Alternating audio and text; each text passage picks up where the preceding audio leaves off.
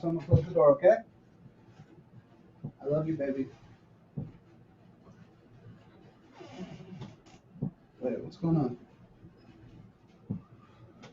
Change my audio device. Microphone and speaker aren't working. Lovely.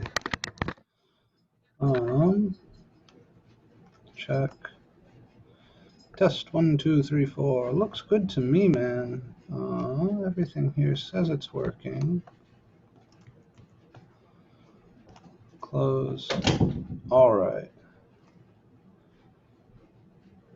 Cams up. Okay, guys, so overnight my work computer shit the bed and died completely, so I'm coming to you from my 13-year-old laptop and a plug-in microphone, plug-in webcam. So please let me know. Give me a thumbs up react using the reactions down there in the bottom of your Zoom controls if you can hear me and see me. Beautiful. Okay. So today's a big day for us. Today's the day we learn the chain rule. And the chain rule is, in a sense, the heaviest duty of all of our differentiation rules. It's also going to be super important as we move into talking about applications of the derivative. How shit that we go and get done using differentiation, and there's going to be a lot of that. So I want you to pay extra attention to the lecture today and the homework this week, because doing so will serve you well. Not just as far as learning how to differentiate, but also when it comes to the things that we want to do with the derivative down the line. If you or friends of yours have taken Calc 1 before, you've almost certainly heard people complain about the section titled Related Rates, which is probably the hardest section in the differentiation portion of this class. And the reason people have so much trouble with that is a lack of understanding of the chain rule. I see the question about the test grades, so let me get started here. This is, of course, MAC2311. It is section 004. Today is a lecture, and it is the 7th of October. Exam 1 grades.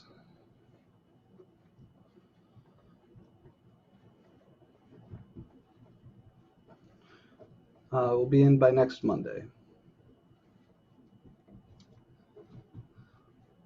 So my kind of blanket general rule is a week. Right? I'll always get any graded materials back to you within a week. If you handed in your study guide before the test, I've already graded that and given you some feedback in addition to the grade. Now, hopefully, I know many of you did, and I'm grateful for that. I'm happy to see that. If you handed your study guide in after the test, or like immediately before the test, on the day of the test, then I'll have those graded for you after the exam. So if the study guides get to me before the day of the test, I make a point of grading them very quickly so that you can have that feedback for the test itself. But once you've taken the test, that becomes my first grading priority, because I know that's what everybody wants the grade on most of all. So if you haven't gotten your grade for the study guide yet, then you'll get your exam grade before the study guide grade. So right now I'm going to go through and grade all the exams, and then I'll go back and grade all the study guides that I haven't already graded. And then my goal is to have them all done for you by Monday.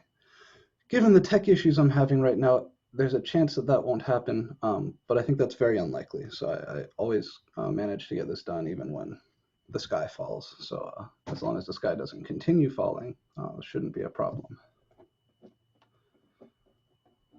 I did look over the test, and there are a few comments, so I want to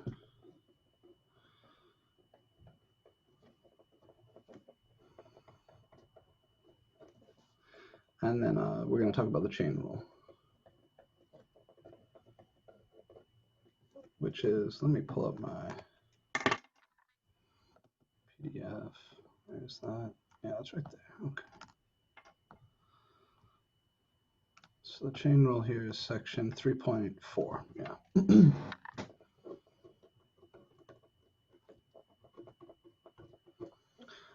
This week we're also going to learn implicit differentiation, and I'll show you how to differentiate some functions that you didn't know how to differentiate before, that are a consequence of the chain rule.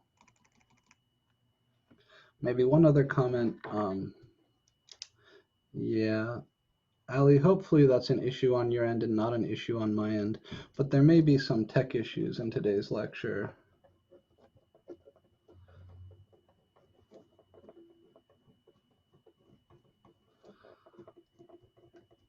So I'll ask you to please be patient.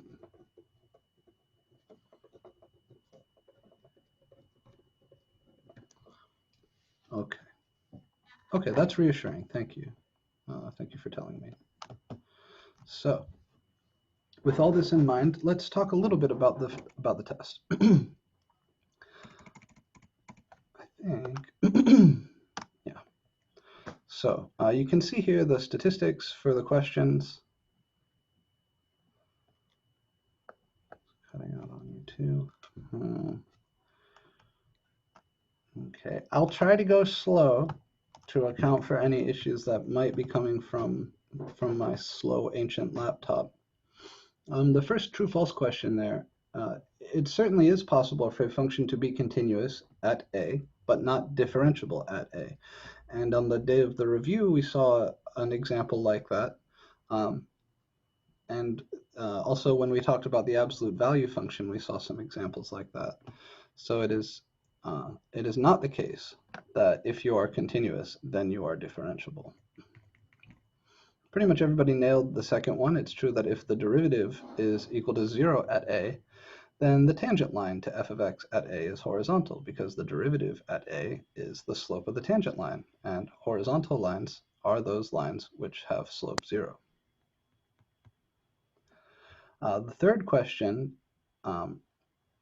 just because a is in the domain of f does not mean that the function f is continuous at a.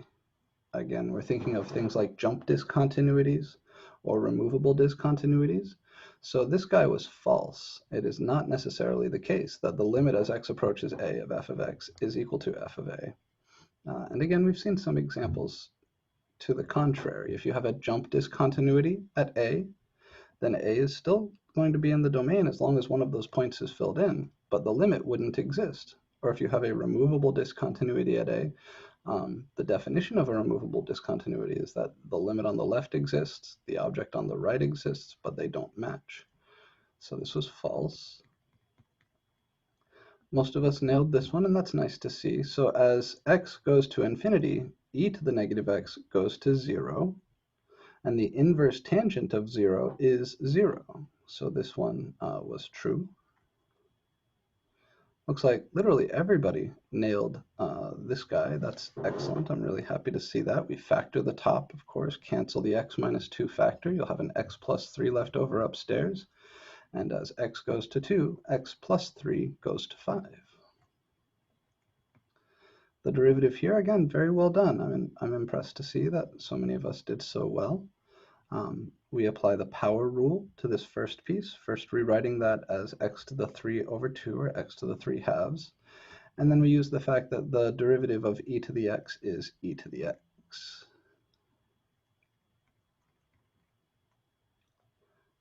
Horizontal tangent lines here, we need to take the derivative and then figure out where the derivative is equal to 0. The derivative of f primed, is 3x squared minus 27. You can factor a 3, and you get x squared minus 9. That factors as x minus 3 times x plus 3. So there are two x values that make f primed equal to 0. And this means that you have horizontal tangent lines at those two x values, negative 3 and positive 3. This fellow was fun. So we had to figure out the limit as x goes to 0 from the left and the limit as x goes to 0 from the right of the derivative of this function. So this is f, and we wanted to calculate the limits of f primed.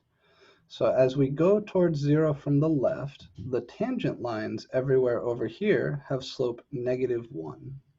So that first limit, the limit as x goes to 0 from the left of f primed of x, is negative 1.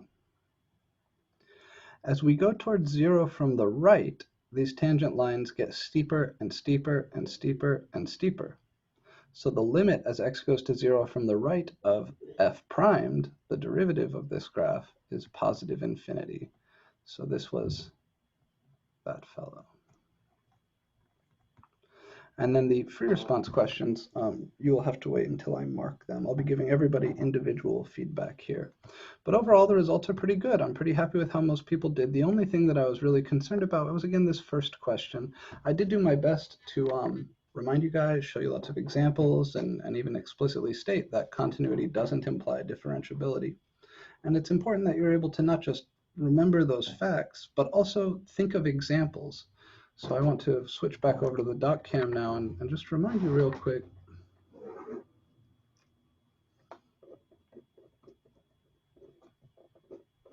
Exam 1, question 1. The easiest counterexample here is that f of x equals the absolute value of x is continuous at x equals 0,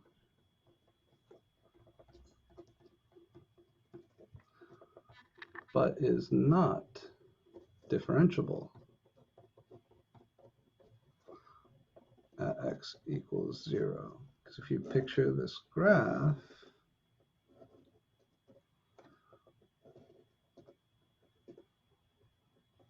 you have a sharp corner here. It's not smooth, but it is connected. And remember, smooth, this means differentiable. Connected, this means continuous. So this is an example of a function that is continuous, but is not differentiable.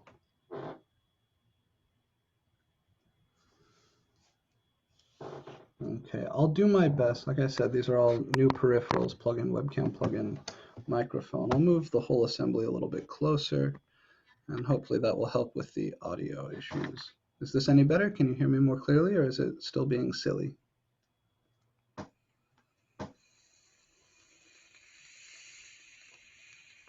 Testing. Okay, I'm not sure there's anything I can do about that. I'll ask you to be patient, and I'll try to be very explicit in what I write. So follow the writing, and hopefully the bad audio won't cause you too much of a headache. So we're going to begin on section 3.4. We're going to begin talking about the chain rule.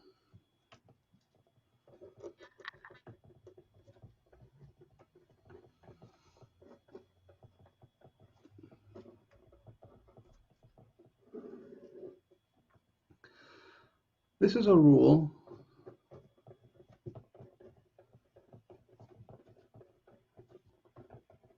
which is used to differentiate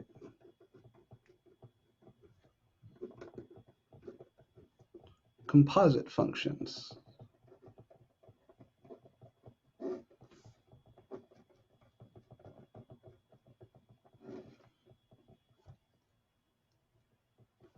So remember, composite functions are things like f of g of x.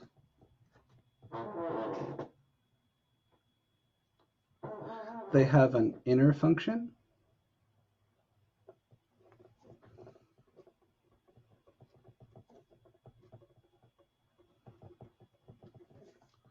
and they have an outer function.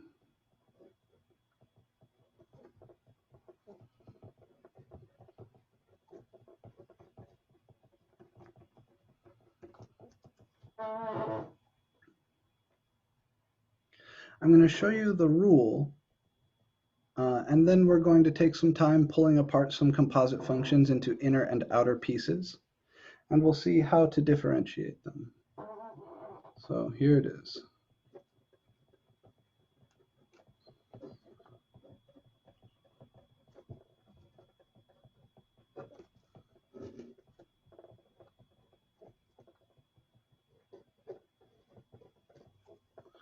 The derivative of a composite, f of g of x, is calculated by first taking the derivative of the outer function, leaving the inner function alone, and then multiplying by the derivative of that inner function.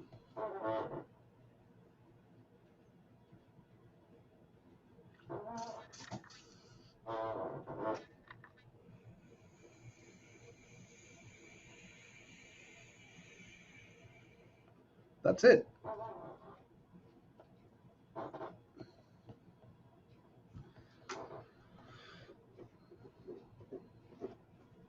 So if, for example, I wanted to differentiate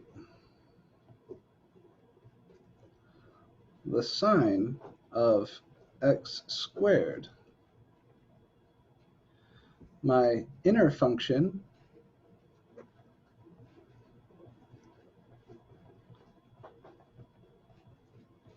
is x squared, and my outer function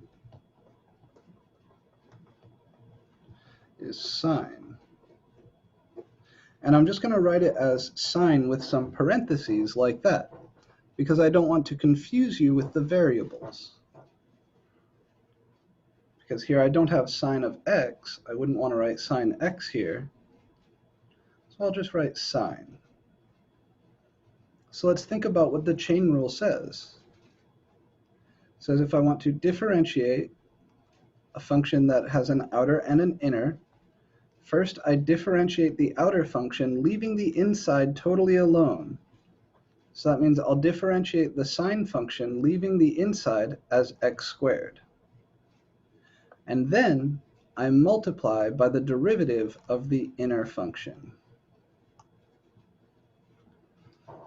So this would be the derivative of the outer function, which is the derivative of sine, and then I leave the inside alone. The derivative of sine is cosine. And if I leave the inside alone, that means the x squared inside stays an x squared. And this is kind of what you might think, right? If you just guessed at the derivative of sine x squared, you would probably guess this. But then the chain rule says, hold up. You need to also multiply by the derivative of the inside. And the derivative of x squared is 2x.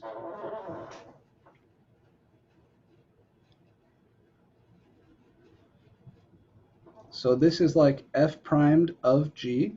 This piece is this piece, right? This piece is this piece.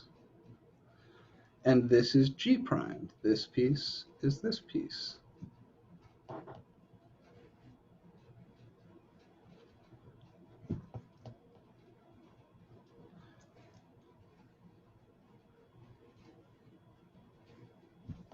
Another example.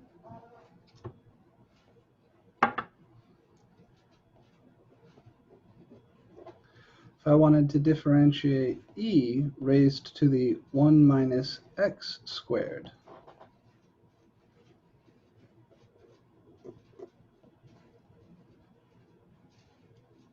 here my inner function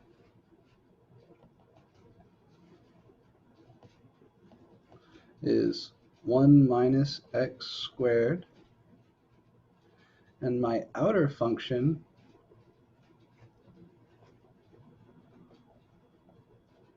is e to some stuff.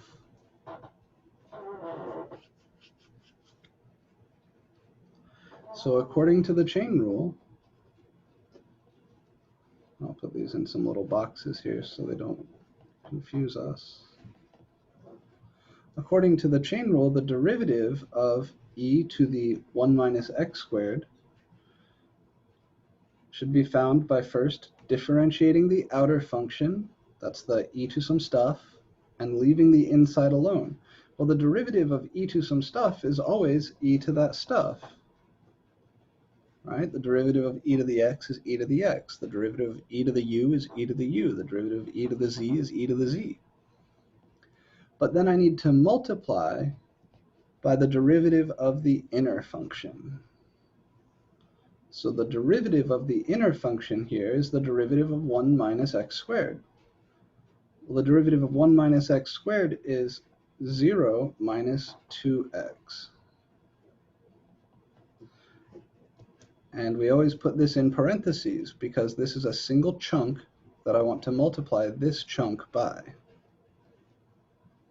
And then if I wanted to write this more nicely, I like to put the polynomial piece in front of the exponential piece. 0 is 0, it's nothing. So this is negative 2x e to the 1 minus x squared.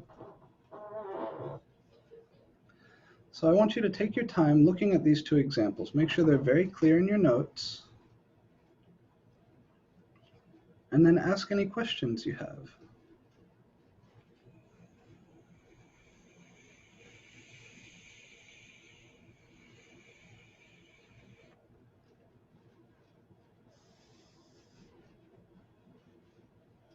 So you're basically taking the inner function and the outer function, getting the derivative, and then multiplying that. Yes, and when we differentiate the outer function, it's very important that we remember to leave the inner function alone. Okay. Yeah, that's exactly correct.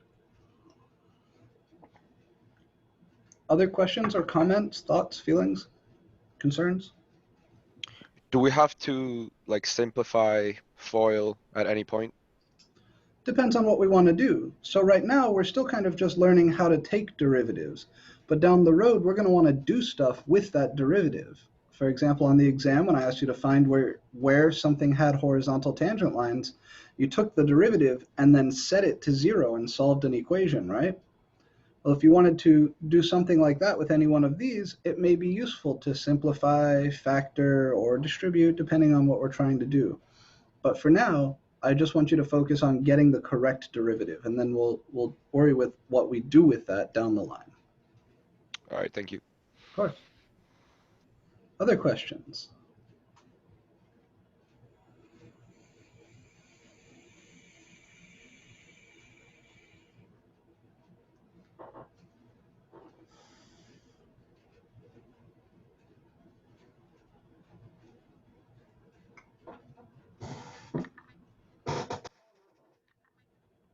Okay. Then let's try a slightly more complicated example.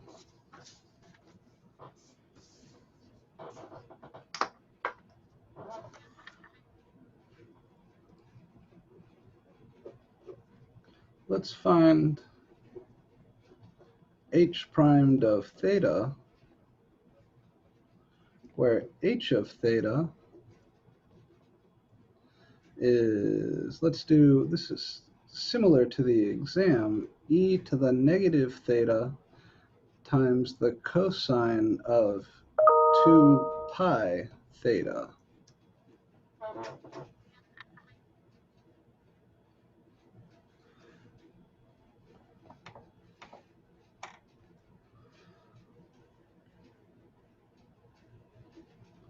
So if I wanted to differentiate either of these, e to the negative theta or cosine of 2 pi theta, I'll need the chain rule, because both of them have an inner and an outer, an inner and an outer. But also, this is a product. So I need the product rule and the chain rule.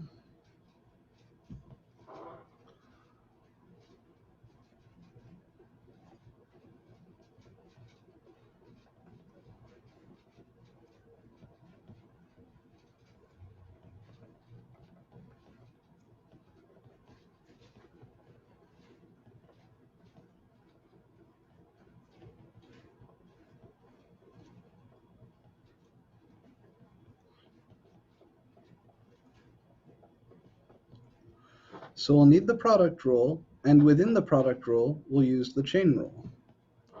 First, I'm going to set it up. H primed of theta. I'll set up my product rule. That's the derivative of e to the negative theta times the cosine of 2 pi theta plus e to the negative theta times the derivative of cosine 2 pi theta. So that's the product rule.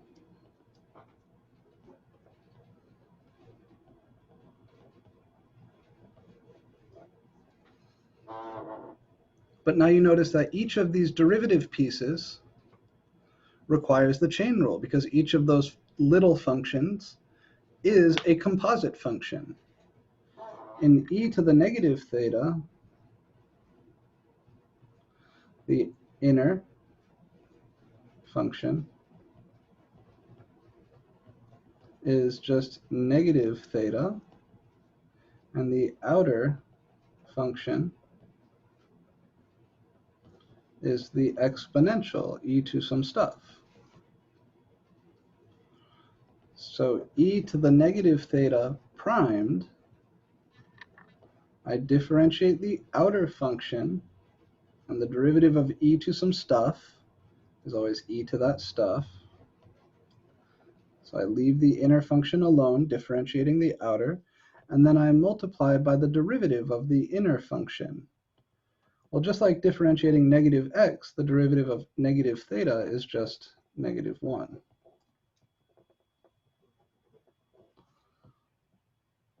When it comes to the cosine of 2 pi theta,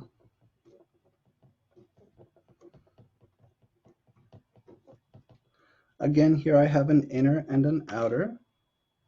Adjust my contrast settings, sorry. The inner function here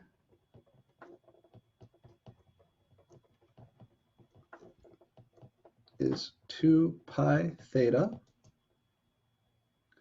and the outer function here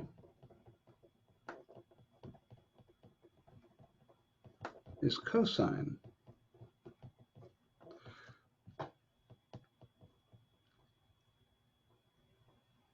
So the derivative of the cosine of 2 pi theta, I differentiate the outer. The derivative of cosine is negative sine. So I'll have negative sine of, the inside left alone. So that's negative sine of 2 pi theta. And then I multiply by the derivative of the inner function. Well, here the inner function is 2 pi theta, so its derivative is just 2 pi.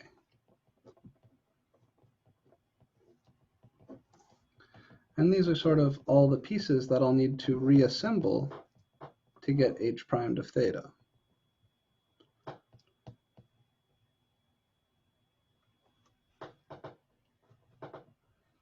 So Sophia, are you asking about the order in the product rule or the order in the chain rule? The order in the product rule doesn't matter, but the order in the chain rule kind of does, because only one is the inner and only one is the outer. Can you hear me? Sort of. There's a lot of static.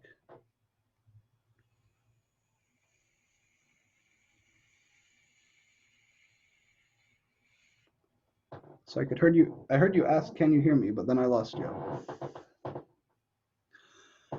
Here we use the product rule first, right? Because this function is outmost a product. It is a product of this guy with this guy.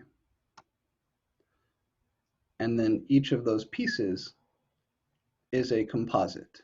So I'll show you an example where we would use the rules in the other order, but you kind of have to work from the outside in.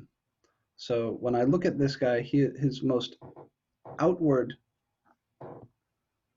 combination feature is not a composite, but is this multiplication. So I have to use the product rule first. And then within that product rule, I use the chain rule. Yeah, that does matter. So it would give us a different answer. So I couldn't quite hear you. I heard the word answer in there. So if we're looking for the final answer here, I just have to put these pieces together.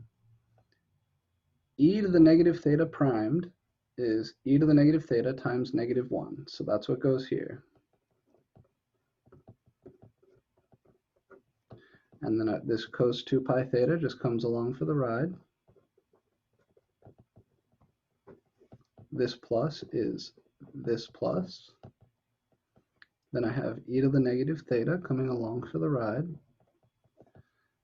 times the derivative of cos 2 pi theta, which we said is negative sine 2 pi theta times 2 pi. So negative, whoop, I'll write that as negative 2 pi, sorry, habits, sine of 2 pi theta. So I just wrote the 2 pi out front here. These are being multiplied.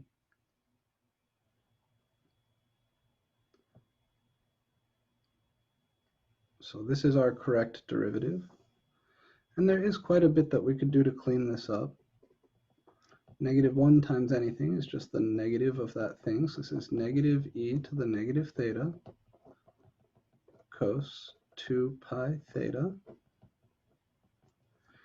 minus 2 pi e to the negative theta sine 2 pi theta. And we could factor a negative e to the negative theta if we wanted, but I would be perfectly happy with you leaving it like this. Honestly, even this would be acceptable if the question was just asking for the derivative. But yeah, here we have to use the product rule first, because the outermost thing that's going on in this function, h, is the multiplication.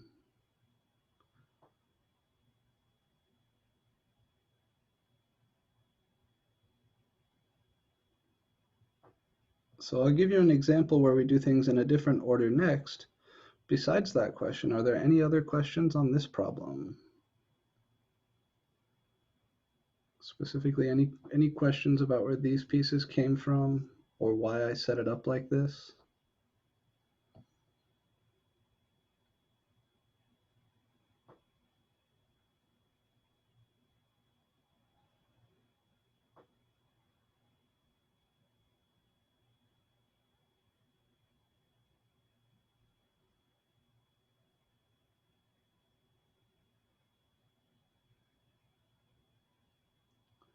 Well, so there's no way to treat this as a composite and then a product, right? If this was e to the 2 pi theta times cosine of 2 pi theta, then maybe you could try to treat this as a single composite function in which there is a product, but there's just no way to interpret this as a single composite function. So there really isn't a way to even start using the chain rule first. Cool, okay, I'm glad that helped. Let's look at another one where we need to use multiple rules.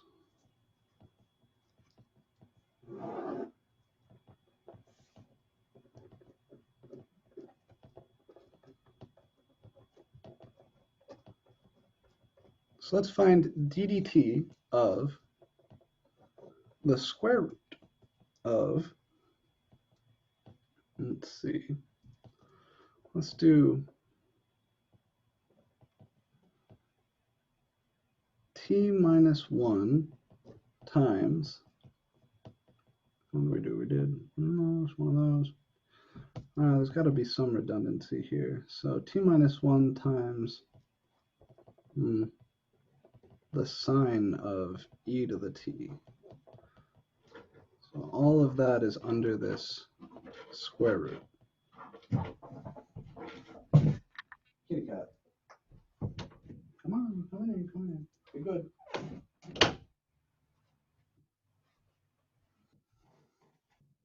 Okay.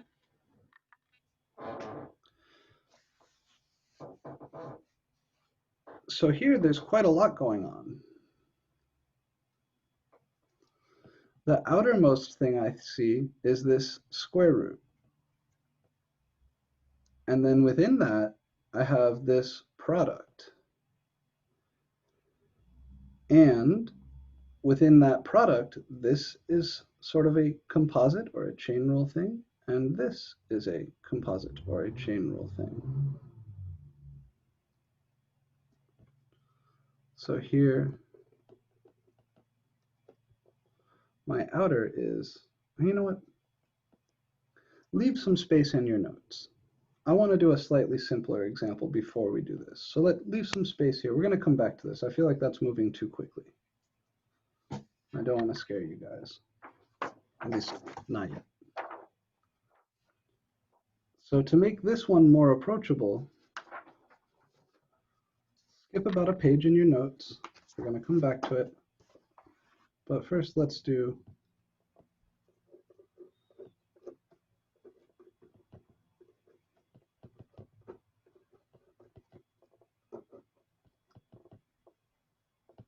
How about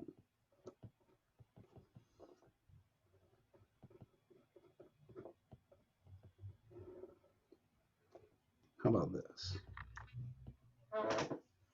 So I'll just take away the innermost pieces there.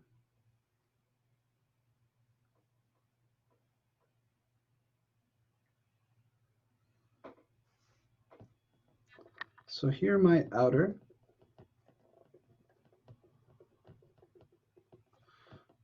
function is the square root function, which remember is the same as the 1/2 power. So I'm thinking of this as d dt of t sine t all to the 1/2. And my inner function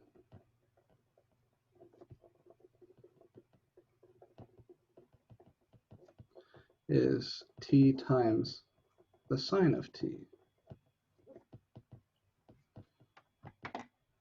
So here, there is going to be a chain rule and a product rule, but I'm going to use the chain rule first, because the product is the inner function, and the outer function is the square root. In other words, it's kind of the composite that is the outmost thing, and then the product is a level in.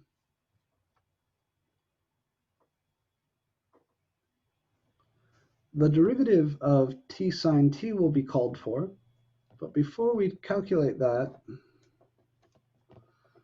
let's jump in and set up our schematic. First, I'm going to differentiate my outer function, leaving the inside alone. So the derivative of the 1/2 power, we've seen this a few times, is 1/2 times whatever raised to the 1/2 minus 1. And the whatever is t sine t. So that's the derivative of the outer. And then I need to multiply by the derivative of the inner, which I'll just write as t sine t all primed.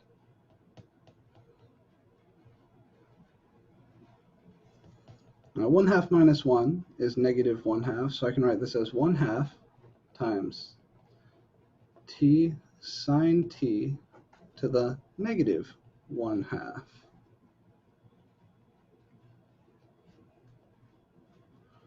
And then here, when I compute the derivative of the inner function, I need the product rule.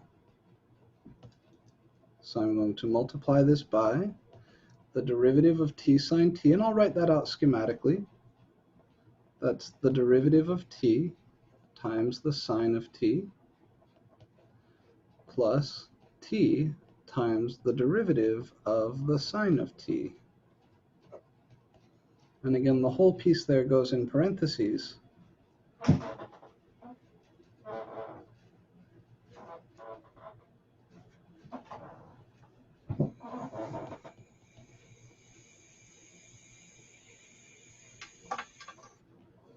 So let's pause for a minute. Are we comfortable up to this line?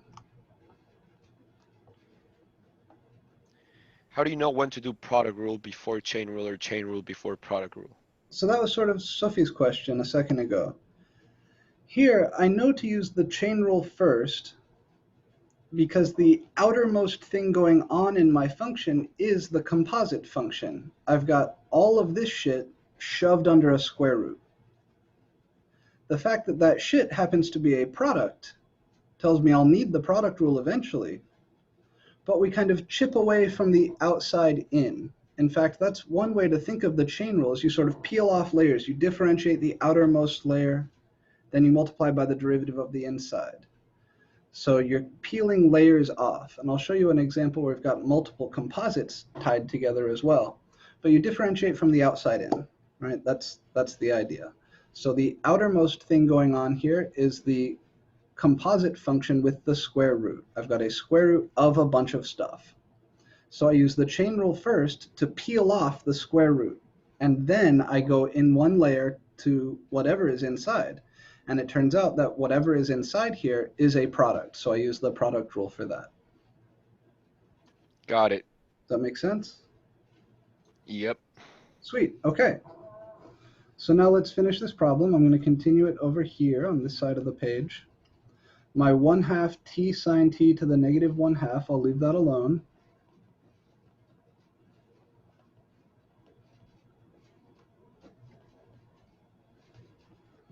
And then we're multiplying by the derivative of t is 1. So this is just sine t, or 1 times sine t, plus t times the derivative of sine t. Well, that's t times cosine of t. And this is your derivative. Now, if I wanted to work with this, negative exponents kind of make baby Jesus cry a little bit. So let's help him out a little bit and get rid of that negative exponent. Remember, something raised to the negative 1/2 is the same as 1 over from the negative, right? The reciprocal of that thing to the positive 1/2. So that's t sine of t to the positive 1/2 downstairs. And then over here I still have parentheses, sine t plus t cosine t. And I could write this as a square root if I wanted. I could multiply these fractions because they're one multiplying the other. I just multiply straight across. And I could put this upstairs because this is really this over 1.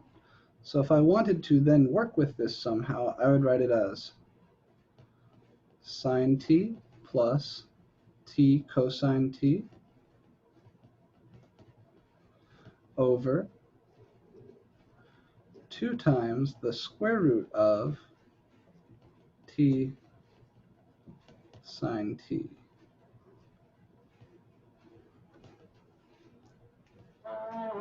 I think that's probably the nicest way to write this.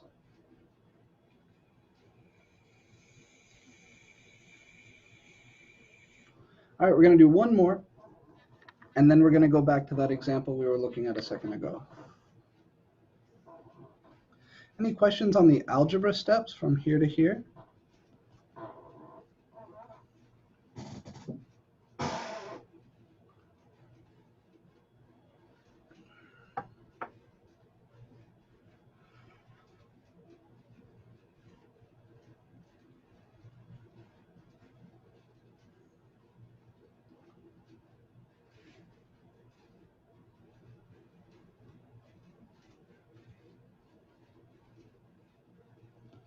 Okay. So one more kind of medium example, and then we're going to go back to that hard example.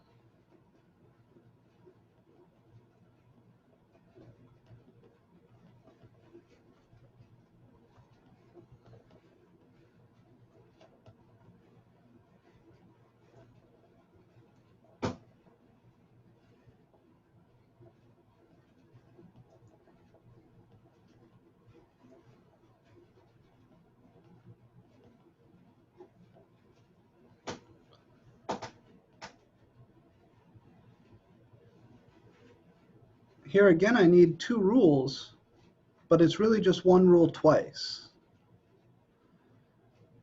I've got 3 functions plugged into each other. The outermost is the sine function, and his argument is tangent of e to the x. So my inner function has an inner function.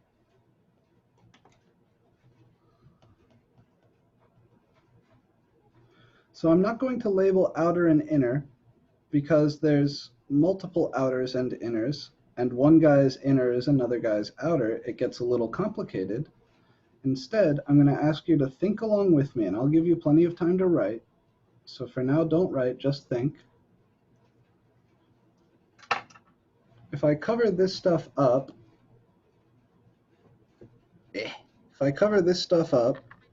then my outermost is the sine function.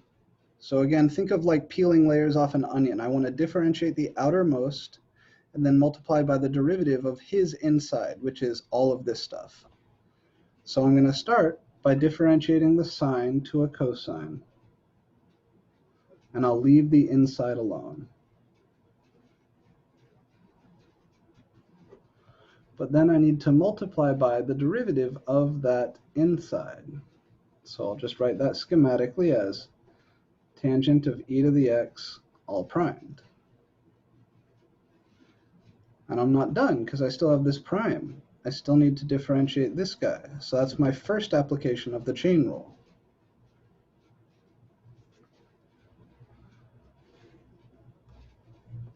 So the piece here in front, cosine of tangent of e to the x, that piece is done. But now I need to multiply by the derivative of this inner, and the derivative of this inner itself requires the chain rule. There's an e to the x inside of a tangent. So when I want to prime tangent of e to the x, I first prime the tangent, leaving the e to the x alone. The derivative of tangent is secant squared. So I'll have secant squared of e to the x, but then I need to multiply that by the derivative of his inner.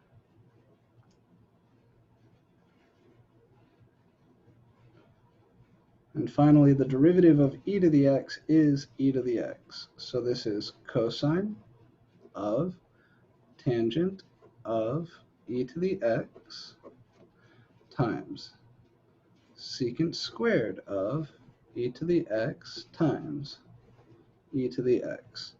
And you notice every time I write a trig function, I put his insides in parentheses. You never see me just write sine x or tan x. Good reason for that.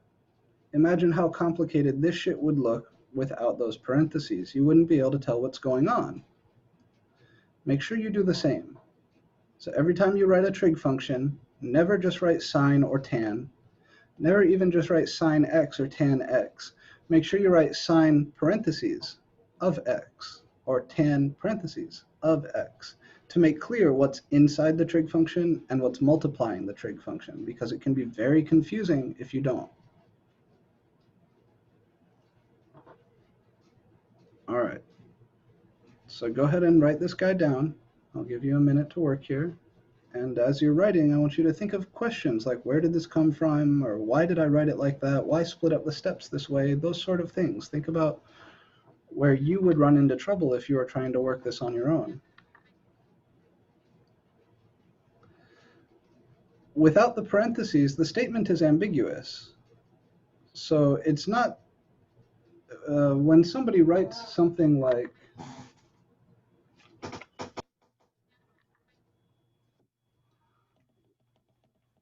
sine tan e to the x like this, it's not super clear whether they're talking about sine of the tangent of e to the x, or if they're just being sloppy and they mean sine of x times tangent of e to the x. So without parens, we don't know what to do. And it gets even worse if you don't write the variables. Some people get so sloppy that they just write sin, right? No x, no parentheses. I have no idea what that shit would mean. I know all the different ways you could interpret it, but without the parentheses, it's not clear which interpretation would even be correct. With or without the parentheses, it's not like writing the parens or not writing the parens changes what you should do. It just makes it hard for you to tell what you're working with, and you need to know what you're working with in order to know what to do. If I write sine of tangent of x without any parentheses, but I know that it's supposed to be sine of tangent of x, then adding the parens or not having the parens doesn't change what I need to do. You can't differentiate sine x without parentheses using the product rule, for example, right? So it's just a matter of clearly communicating what the function is that you're trying to work with. A failure to clearly communicate doesn't allow you to use other rules. It just puts you in a situation where it's not obvious what it is you're working with. Does that answer the question? Is that clear? Okay, good. Then let's return to this real challenging example that we had a second ago. Any other questions on this guy?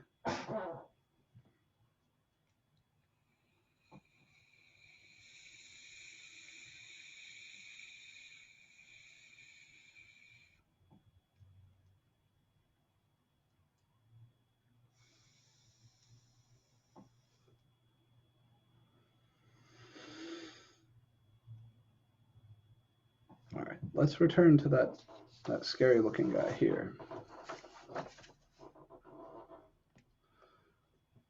So again, because there are multiple inners and outers, I don't want to break this one down explicitly like that, although you may want to do that on your first few homework problems.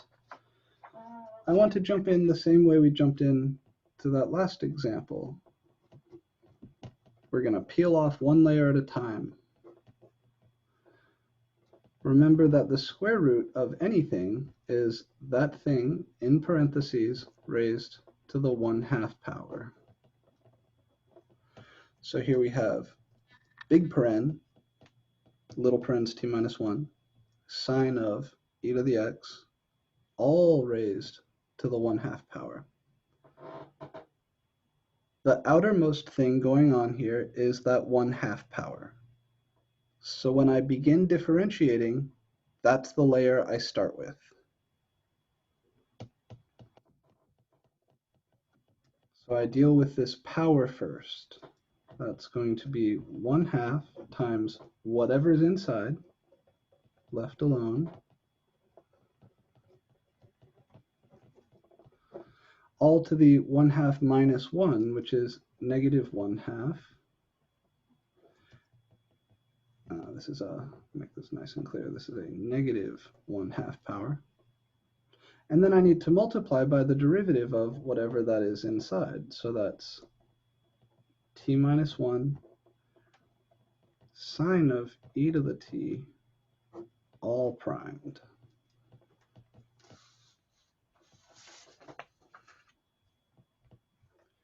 Now at this layer, I stop and think, how would I differentiate this guy? This guy is, in his outermost way, a product. It's t minus 1 times sine of e to the t. The e to the t here isn't multiplying, he's the inside of the sine function. So my next step is going to be a product rule schematic for this part. So I'll have 1/2 t minus 1 times the sine of e to the t, all to the negative 1/2 power, times, and now I'll set up my product rule. That's t minus 1 primed times the sine of e to the t plus t minus 1 times the derivative of the sine of e to the t. And again, all of that needs to be in its parens. So these are primes. And then what you see is there's another layer of another layer of chain rule. This piece requires the chain rule.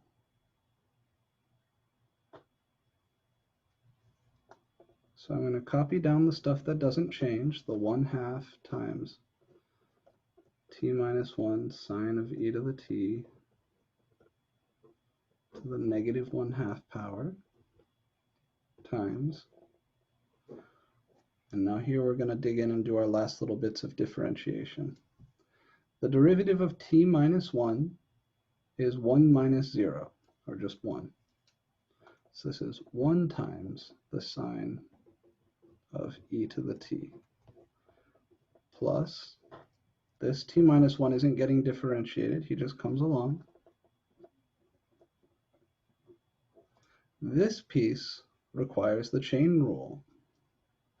So to differentiate the sine of e to the t, here my inner is e to the t and my outer is sine. So I'll differentiate the outer, leaving the inner alone. Derivative of sine is cosine.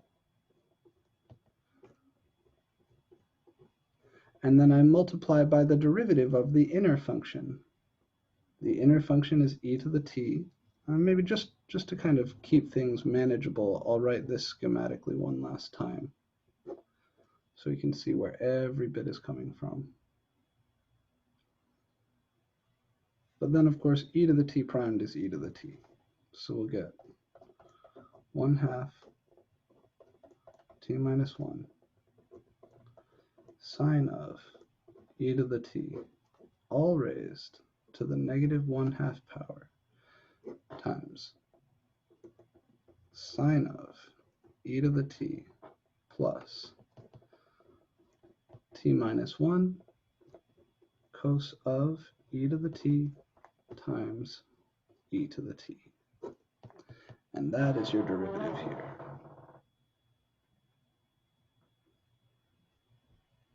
So this is a pretty gnarly example.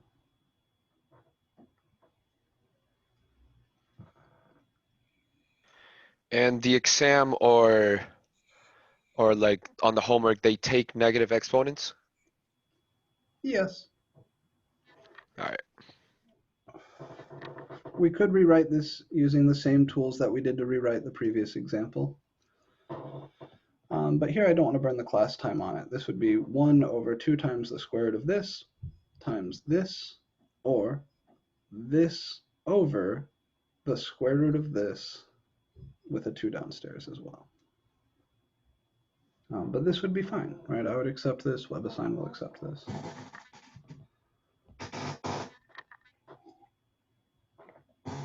Okay. Questions on this example?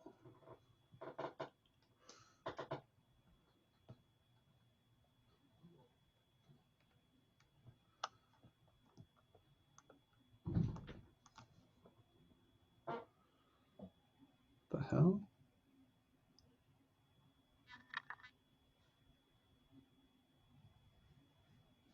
Someone just walked up to my front door, some huge dude that I don't know. That's weird. Okay, questions on this, Phil? We all feeling comfy? Or is there anything we'd like to talk about here? Any pieces that we're not sure about?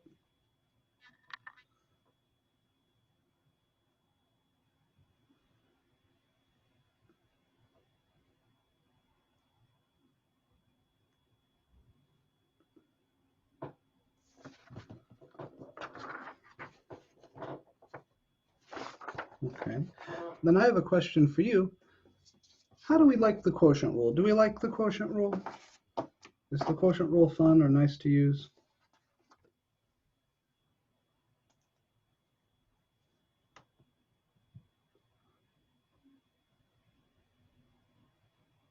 I apologize for the rhetorical question. Yeah, fair enough. I think the answer is generally not a big fan of the quotient rule. And the good news is, yeah, the good news is that the chain rule will save you from the quotient rule.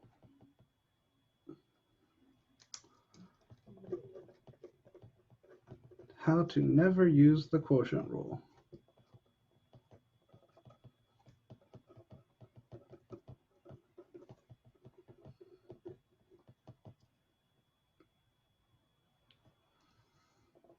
If I want to take a derivative of a ratio f of x over g of x, I can now do that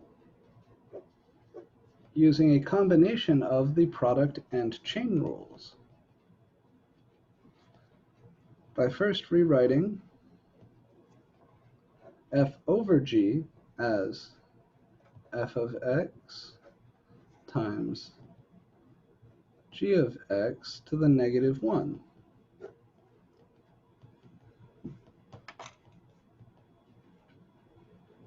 We all agree that f of x over g of x is the same as f of x times g of x to the negative first power?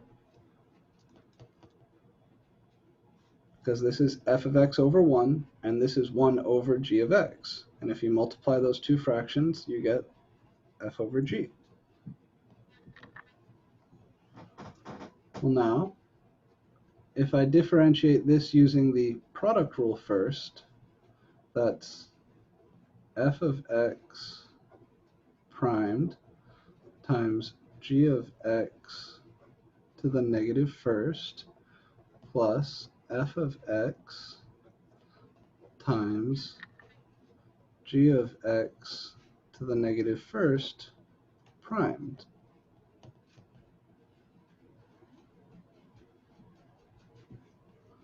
Which is f primed times g of x to the negative first plus f of x times, now here I use the chain rule.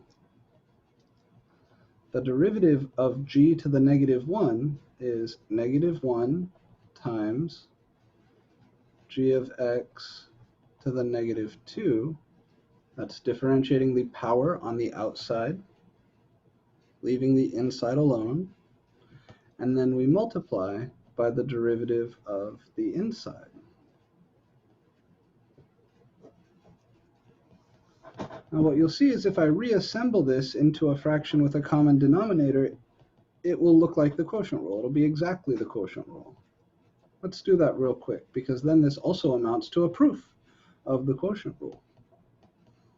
This is f primed of x over g of x. That's the first piece.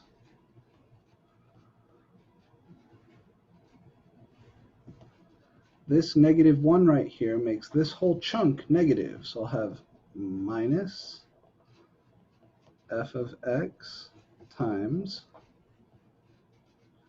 g of x to the negative second power is 1 over g of x squared times g primed of x.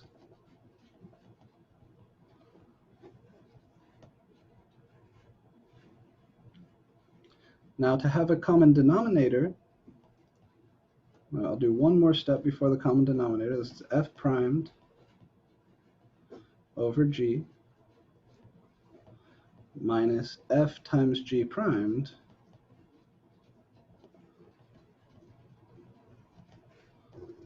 over g of x all squared.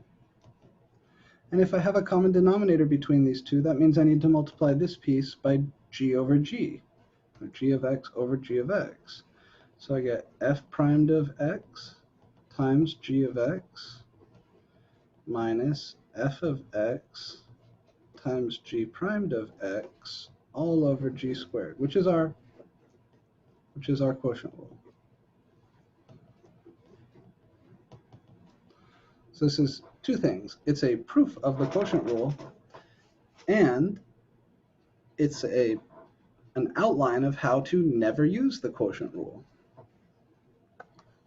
Anytime you want to differentiate a ratio, if you're feeling allergic to the quotient rule on that particular day, you can use this method instead, and it will get you to the same place.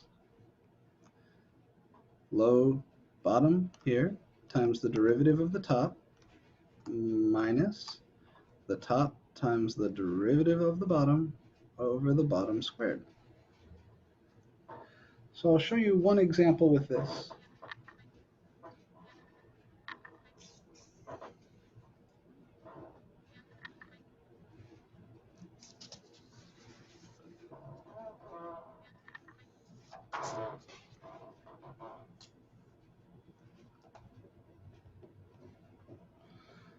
If I wanted to differentiate something like x squared over e to the x, that's the same as differentiating x squared times e to the x to the negative first. And e to the x to the negative first, that can be more neatly written as e to the negative x.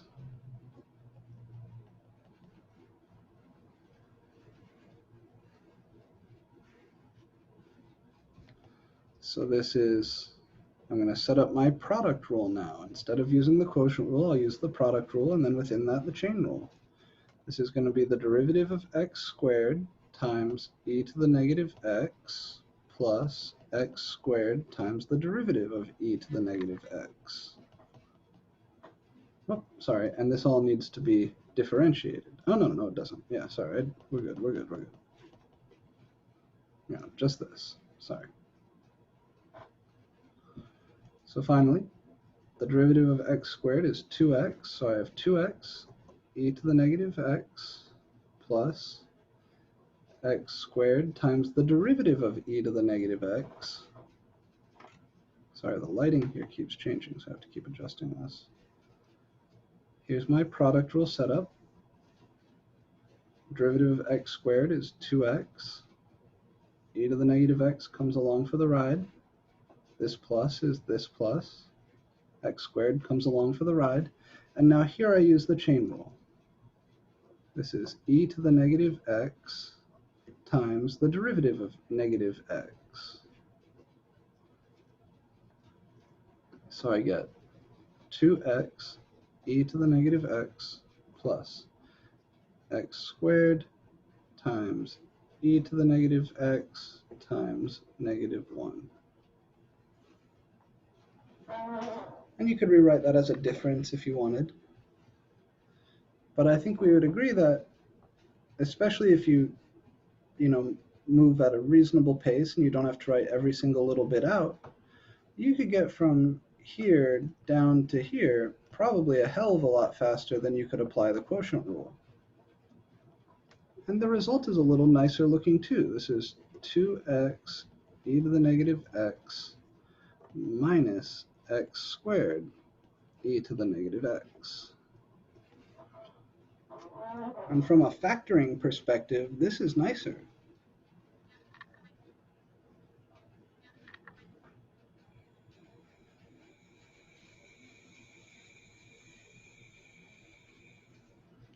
Okay, so that's the chain rule. It's not too hard to use, but you do need to think critically about it. You do need to remember how it works.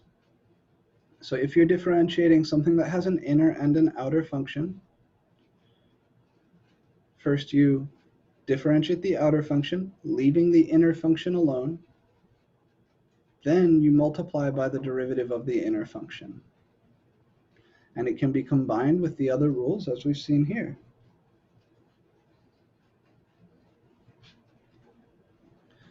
The next thing I want to show you, I'll make sure I've got time. How are we doing? Yeah, is a little bit of implicit differentiation.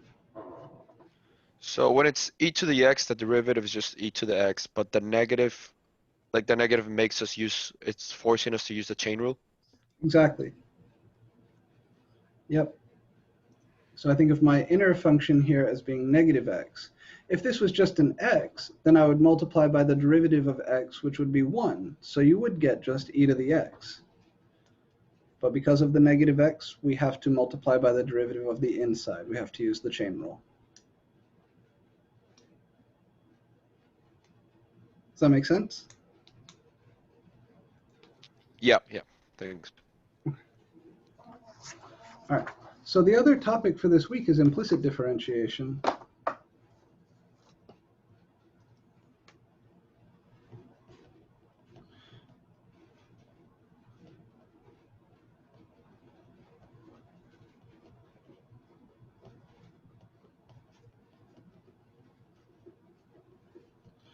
Which really isn't anything special. It's just the chain rule, but it's such a useful application of the chain rule that we teach it as its own thing. So the idea here is when you see an implicit expression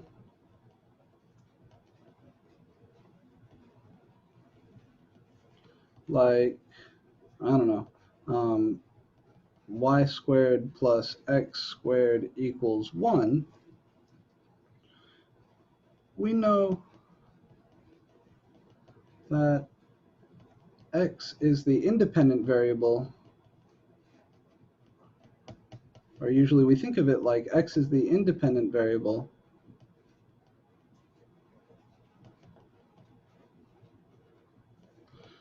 and y is a function of x, is the dependent variable.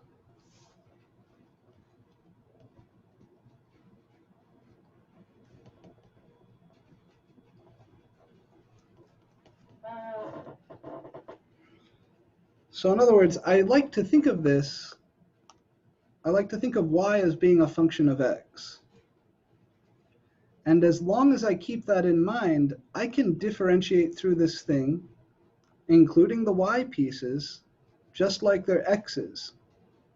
Only I need to use the chain rule when I see the y stuff.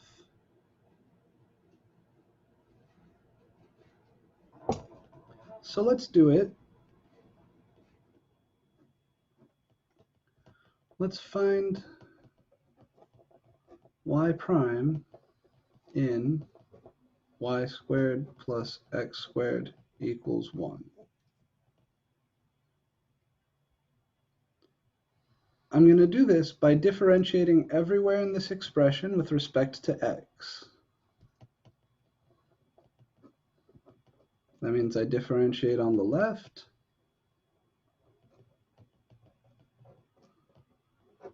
and I differentiate on the right. I know it might be tempting to write one big ddx operator around this whole thing, but you shouldn't do that. All right, this is the correct notation.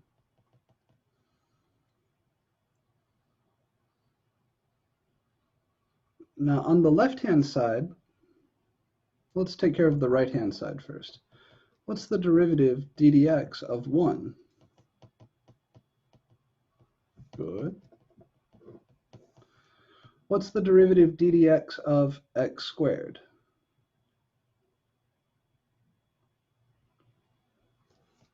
Okay. Now here's the tricky part. The ddx derivative of y squared, think of it as your outer function is the squaring function, and your inner function is y. So that's going to be 2y, but then I multiply by the derivative of the inner. The inner here is y, so the derivative of y is y primed. That's the idea.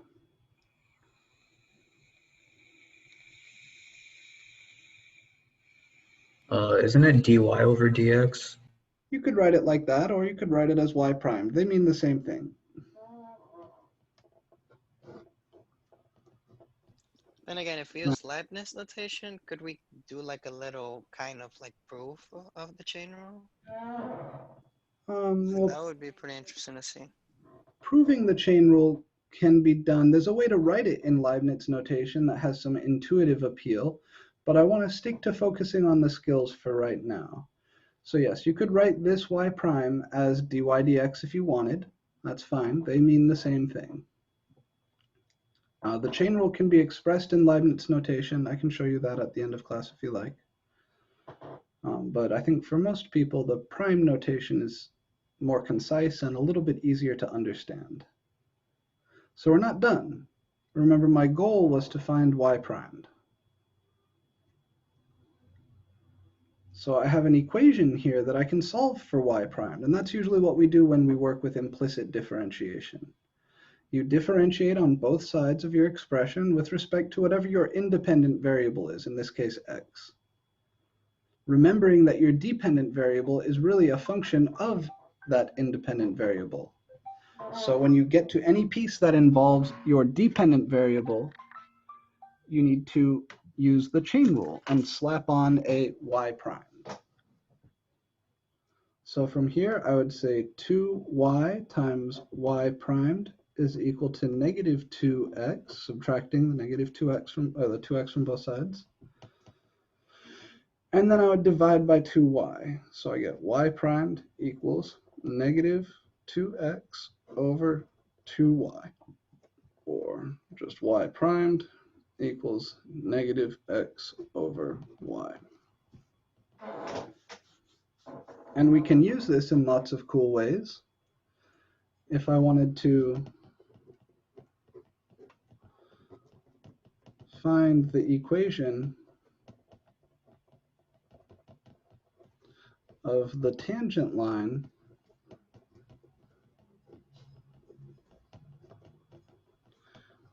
to y squared plus x squared equals 1, which hopefully you recognize as the unit circle at the point,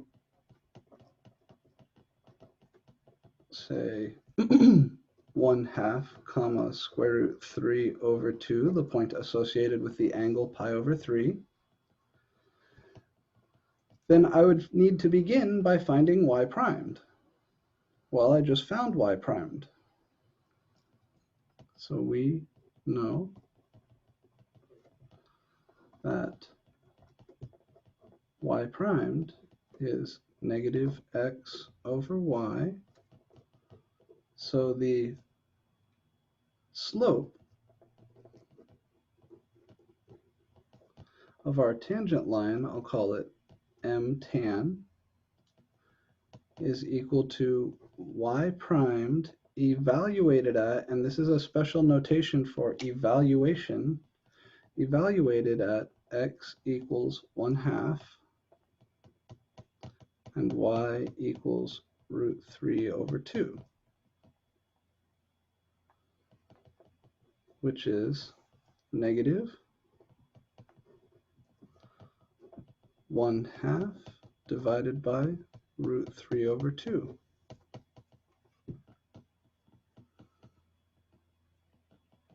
So I'm taking my expression for y primed and I'm plugging in both the x and the y at this point. That gives me this. And if you flip and multiply, you get negative, what is this, 1 over the square root of 3? Yeah.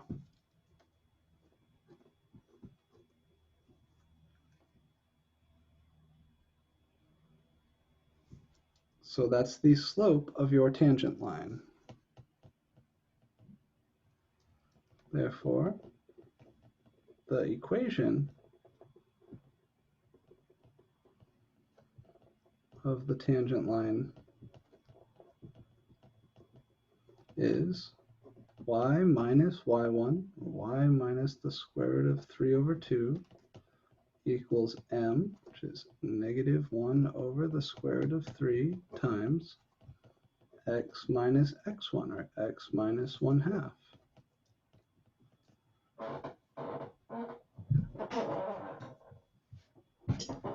So implicit differentiation is a good way of getting y primed, or dy dx, however you prefer to write it, from an expression that hasn't been solved for y.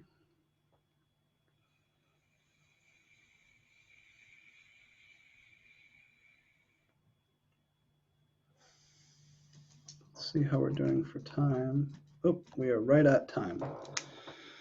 So this is where I'm going to stop for today.